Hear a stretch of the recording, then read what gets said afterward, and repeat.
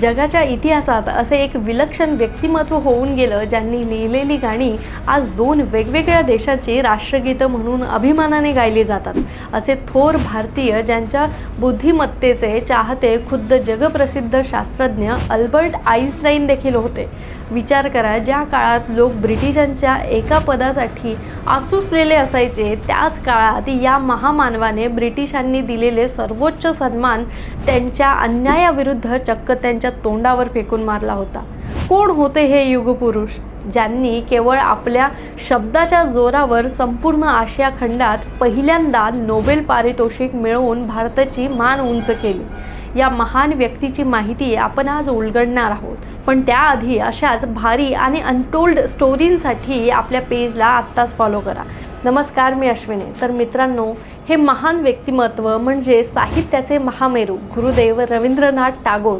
1913 साल संपूर्ण आशिया खंडात साहित्याचं पहिलं नोबेल एका भारतीयाने पटकावलं होतं। त्यांनी लिहिलेल्या गीतांजलीने पाश्चिमात्य जगाला वेड लावलं होतं। पण गंमत बघा, त्यांना कवी, लेखक किंवा चित्रकार म्हणणं सुद्धा अपुरं पडेल। भारताचं जनगण मन आणि बांगलादेशाचं आमार सोनार बांगला या दोन्ही राष्ट्रगीतांचे जनक गुरुदेव आहेत। इतकंच नाही तर ते श्रीलंकेच्या राष्ट्रगीतावरही त्यांच्या शब्दांची छाप आहे। एकाच वेळी 3 देशांच्या संस्कृतीवर आपल्या विचारांचा ठसा उमटवणारा असा हा एकमेव महामानव। आता या माणसाचा कणा बघा। 1919 मध्ये जेव्हा जालियनवाला बागेत निरपराध भारतीयांचं रक्त सांडलं तेव्हा टागोरांचा संताप अनावर झाला।